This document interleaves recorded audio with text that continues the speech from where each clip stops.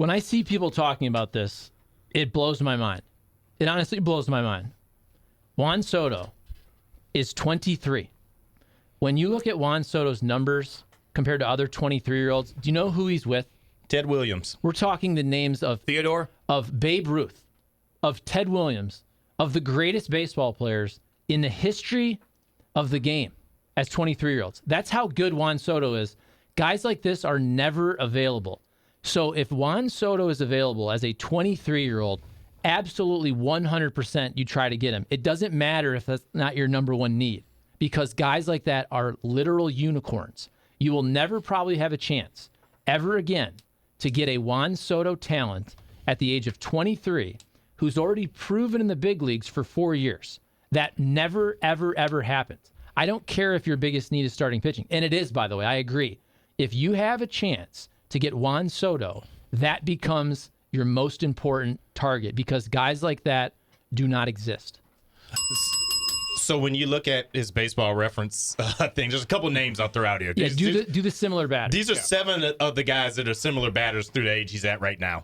Mike Trout. never heard of him. Frank Robinson. Who? Bryce Harper. Nope. Miguel Cabrera. Mickey Mantle. Oh. Hank Aaron. Who? And Ken Griffey Jr. Think about I that. like him. That's it. But literally, I knew the names were like that. But think about what Matt Whitener just said. Think about the names he just mentioned.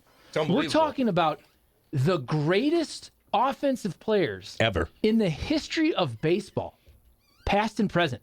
That's where this man is. It is crazy to me that people are saying, no, we need to get a starting. Yes, you do. We all know that. Could you want to part ways with Jordan Walker? Because that's what they're going to want. Listen, I love you do Jordan that? Walker. And Mason Wynn. Well, it's more about how much you have to give up. I love Jordan Walker, but guess what? At the age of 20, Jordan Walker's killing it at Double-A.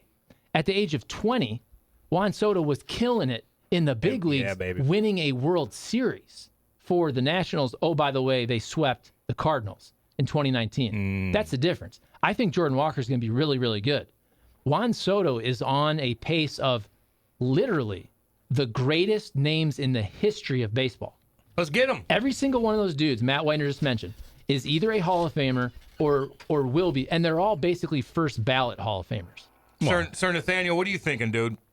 You like that Soto Yep, I do. from the Tigers? Because it's wild, but you Wait, see... Nate. Don't let him from do the that to you. Tigers.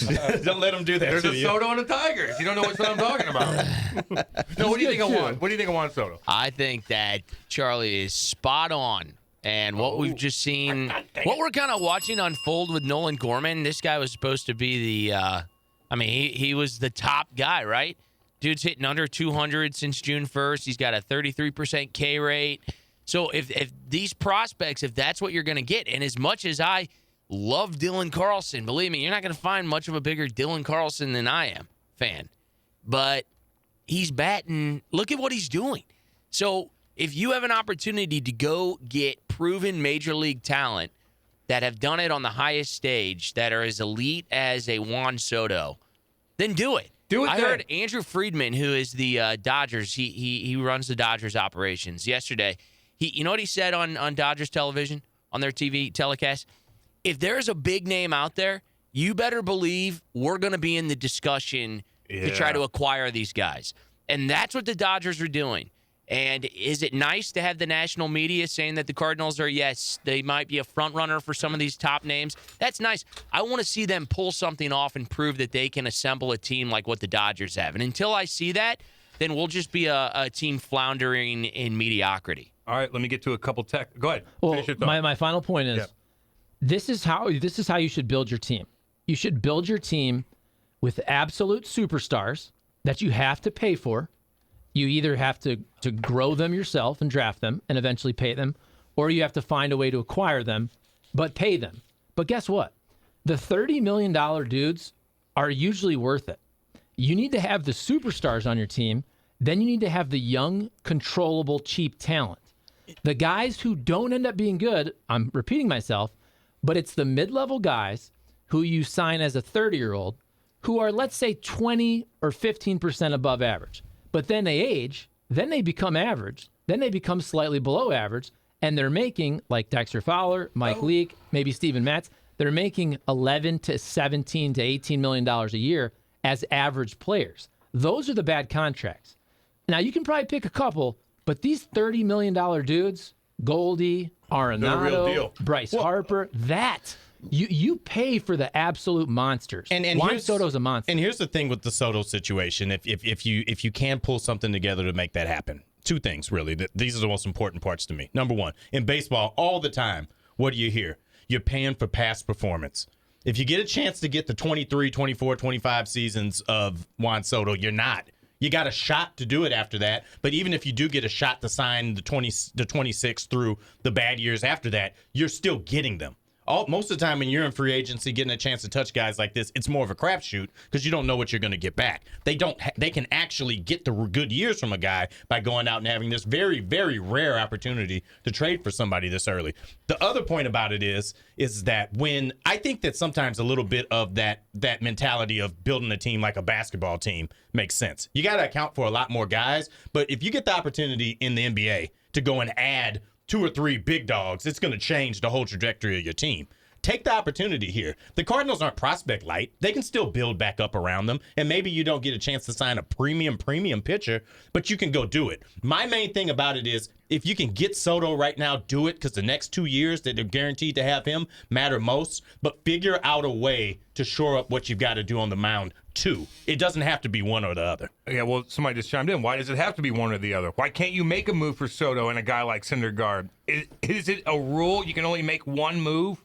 I think that you can make the immediate move for pitching and then look at how you rebuild that in the offseason. Go get a guy like a Syndergaard who's got a 1-year deal. He's going to be out after that. I think you can go and do that a little bit easier than going and getting a 4-year investment like a John Gray or somebody that's there. Go get a couple of guys who are going to be on the market anyway this winter. If we get Syndergaard or a pitcher like that, then I feel more comfortable.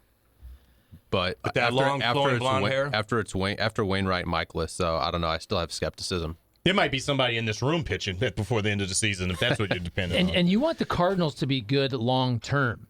When Juan Soto comes up as a free agent, which would be after the 2024 season, guess who also is a free agent? Paul Goldschmidt, who at that time is going to be what? 36 probably. So that's probably the time. Now maybe you bring him back for a 1-year deal, but he's not going to be getting $26 million. Well, so basically you'd have 3 superstar bats for 3 playoff runs. And then if you want to re-sign Juan Soto 2.5 years from now, Paul Goldschmidt's money could come off the books. Oh, and again, he's going to be, because he's 34 now, so he's going to be close to 37 years old. That's the time that you basically pass the baton from Paul Goldschmidt and Nolan Arenado to basically Nolan Arenado and Juan Soto. So, but here's the other thing about having Juan Soto. It's not guaranteed. Nothing's guaranteed no matter who you get, whether you're going to do something with it. I mean, look at the Padres the last few years and all the things they've done. But if you go out and get Juan Soto right now, what says that you pay the price right now, you give some guys up. What says in 2 years, if it's not working out the way you want it to, you can't flip them again and get something back? Yeah. That's the thing. Get assets and do what you need to do with them, but take the opportunity that you've got when it's there. 855-282-8255. How did number 1 prospect Alex Reyes do in baseball? How did he turn out? How about Delvin Perez, Nick Plummer? You never know how they will turn out, especially with injuries. Go get a once-in-a-lifetime talent like Soto when the window is open, then work to replenish the farm. Arenado and Goldie aren't getting any younger. I'll go to the bank that Jordan Walker is successful in the MLB. Yeah. I'll take that chance. I agree with Charlie, but do you really think Soto will want to come to a mediocre Midwest team? Now, all right, He has no choice for 2.5 years. He has no choice for 2.5 years. Yeah, and I think that everybody, obviously, if you make a move like that, you want it to be a forever move, but I think you got to shift the mentality here. Like, will he resign? That doesn't work. That hasn't worked. That's been more of a crapshoot. There's a certain type of player that I think is more comfortable playing in the Midwest than other ones, and I wouldn't say DeSoto's guaranteed to be that guy. Boring white guys? Well, yeah, absolutely, absolutely. As long as you're on the record, it's me, but not me. But the thing about it is that is he at the point in his life where he wants to live in St. Louis, Missouri? I don't know. I don't know. Mean, the money is the money, but he's going to get the money everywhere. I know. So I mean, that is what it is. But you got to shift your mentality. If you're trying to get the most out of the window that you've got with the in-prime Nolan Arenado and Paul Goldschmidt, just worry about the next 2 years. Just get it done and do what you got to do. Go for it. All right, I got a sad a little text, but because we got to go to break here because we got Jeff Brown coming up, and I got to do some live reads here. But Big Mike, who's he's a big listener. We love him. He works his ass off. He's actually really jacked, and it looks like he works on the farm. Cool cat. He's probably putting his doggy down today. This show helps me laugh on a brutal day. Thanks, guys. Big Mike, dude, we're thinking about you, brother, man. Yeah, love, man. Oh, God, dude. I know, man. I get you, dude. I we get got you. Big Gio on Big hold. Gio, what up? What up, buddy? What's going on, guys? How you doing? Chilling. We're What's chilling. up? We just Yo, had a little yo. sad Welcome. text. Just say something to Big Mike. Say, we're thinking about you, Big Mike. He might have to put his little doggy down today. You know how it goes, man. Oh, well, I'm sorry. Sorry to hear about that, Big Mike. We're with you, buddy. There it is. There's one big happy family here. Yeah, dude. Yeah, most definitely. I know you guys were talking about the Cardinals, Soto, and everything. And is there a world where we can deal prospects for Soto and make a trade for a Syndergaard, for any of the guys I mentioned, John Gray? Well, I don't think. Probably you wouldn't want to go John Gray because he's multi-year, but you probably want to go maybe Perez. I like Perez a lot, and his numbers are really good. So you need a starter to go along with having to take on the contract of a Corbin, and then of course Soto with the haul you're going to have to give for Soto. Which, again, I'm on both sides of the argument here. I'm like, yeah, we could totally get Soto, and it would be awesome because he's a generational style player. But at the same time, it's like, I mean, do we need Soto more than we need pitching, or can we do both, and would it deplete us for a long period of time?